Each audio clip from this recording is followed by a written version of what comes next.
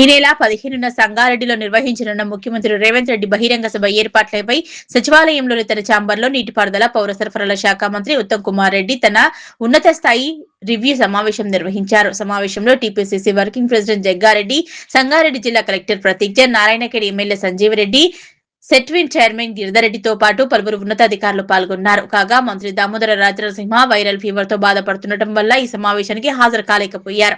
ఈ సందర్భంగా సభకు భారీ జన సమీకరణ వేదిక ఏర్పాట్లపై సుదీర్ఘంగా చర్చించారు. ఆగస్టు 15న మధ్యాహ్నం 2 గంటలకు సీఎం రేవంత్ రెడ్డి సంగారెడ్డికి చేరుకుంటారని, సాయంత్రం 4 గంటల వరకు సంగారెడ్డిలోనే ఉంటారని నేతలు వెల్లడించారు. సీఎం సభను ప్రతిష్టాత్మకంగా తీసుకుని విజయవంతం చేయాలని, జన సమీకరణ, భద్రత, ఇతర ఏర్పాట్లలో ఎలాంటి లోపాలు లేకుండా తగు జాగ్రత్తలు తీసుకోవాలని మంత్రి ఉత్తమ్ జగ్గారెడ్డి అధికారులకు సూచించారు. ఉమ్మడి మెదక్ జిల్లాలోని 10 నియోజకవర్గాల నుంచి నియోజకవర్గానికి ఒక్కరు చొప్పున మొత్తం 10 మంది లబ్ధిదారులకు సీఎం రేవంత్ రెడ్డి సభా వేదికపైనే స్వయంగా కొత్త స్మార్ట్ రేషన్ కార్డులను అందజేస్తారని మంత్రి తెలిపారు.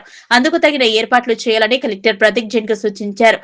సుమారు 1,00,000 మంది జనంతో ఈ భారీ బహిరంగ సభను నిర్వహించేందుకు ప్రణాళికలు సిద్ధం చేస్తున్నట్లు మంత్రి ఉత్తమ్ కుమార్ రెడ్డి, జగ్గారెడ్డి స్పష్టం చేశారు.